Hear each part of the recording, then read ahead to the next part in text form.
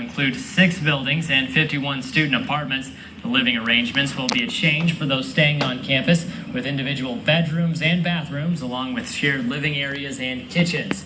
Meanwhile, there are 2 more work zones involving MSSU athletic programs. The end zone facility, it's ahead of schedule a little bit and on budget, so we're doing well there. That sits on the north end of the football stadium and should open in 2015, and work on a new baseball stadium will start as soon as the bidding process is complete. Northeastern Oklahoma A&M College is getting closer to finishing the school's $9 million stadium upgrade. The Red Robertson Multi-Purpose Event and Sports Complex at NEO has been under construction after funding was approved in February. New bleachers are currently being added to the home side of the stadium and are expected to seat 6,000 Norseman fans. The facility will consist of a state-of-the-art press box, media rooms, 7 suite boxes, and locker rooms.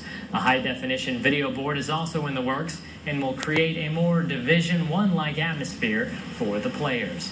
Well, coming up, KSN's Carol Parker is here for another Tasty Tuesday. Today she brought with her Bernie Thomas from Weight Watchers. But first, in national news, as the death toll continues to rise, Secretary of State John Kerry is working to resolve the Israeli-Palestinian conflict. His chances of success, that's next when Local News at Noon returns. Now in high definition, this is KSN Local News at Noon with Eric Crosswhite and weather with meteorologist Stacey Garvilla. We are KSN Local News. If it doesn't say Twister Safe, then you're not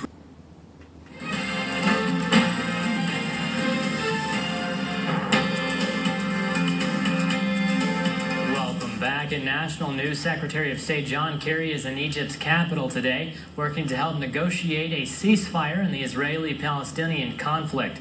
Over 600 Palestinians and 24 Israelis have been killed since the Israeli offensive on militants in the Gaza Strip began around 2 weeks ago. NBC's Richard Engel has more from Gaza City. Even as Secretary of State John Kerry is in the region, senior Israeli officials tell NBC News that a ceasefire deal is not on the horizon. The Israeli military has found the Hamas fighters to be better trained, better equipped than they expected, and they're also finding the Hamas network of tunnels to be far more extensive than they thought they would find once they moved into Gaza. Asked how long this operation could take, the official said it will be over when the military mission is done. Rescue workers in Gaza overnight scrambled to recover the dead after Israel attacked an apartment building in Gaza City. Moments later, they're running as the building collapses. Many workers are still inside.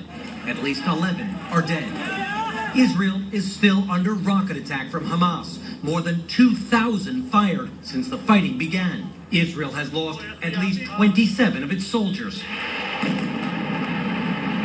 But Israel is under growing criticism for taking its offensive too far and using heavy weapons against the densely populated Gaza Strip, striking buildings like this one, where the Halak family once lived.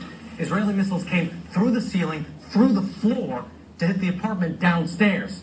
The 8 people killed here were just collateral damage. A Hamas fighter may have been hiding downstairs. To get him, Israel sent its missiles through this apartment. He's saying this is a piece of the rocket that went through this apartment. Still bloodstained. A neighbor, Khalid Al-Khatib, sifts through the debris. He's looking for body parts of the Halak family's youngest son, putting them in a garbage bag. Gaza City's main hospital is overwhelmed. Naima, 2 years old, was tossed in the air by an incoming Israeli shell and hasn't opened her eyes since then. 7-year-old Maha lies on another bed. She's completely paralyzed. Palestinians are still firing rockets from Gaza into Israel. This air and ground offensive has only lasted 2 weeks, but medical officials here in Gaza say more than 600 Palestinians have already been killed and thousands injured. Richard Engel, NBC News, Gaza City.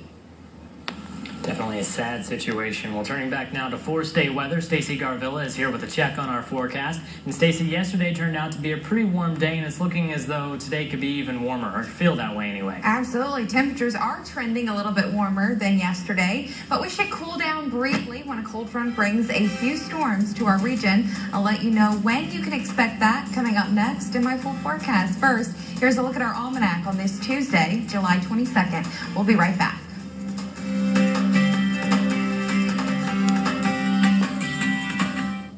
Hi, I'm Dr. Tom Dunlap. Have you heard about spinal... And now, from the KSN Live First Alert Doppler Storm Center, weather with meteorologist Stacey Garvilla.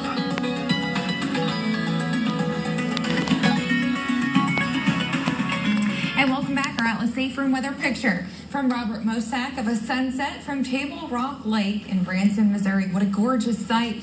Robert, thank you for that picture. Look at that, just beautiful. You can see the reflection of that sunset off of the lake, and it's just a beautiful place to be. So thank you for capturing that photo and sending it to me via Facebook. There's the URL at the top of the screen if you'd like to send any pictures.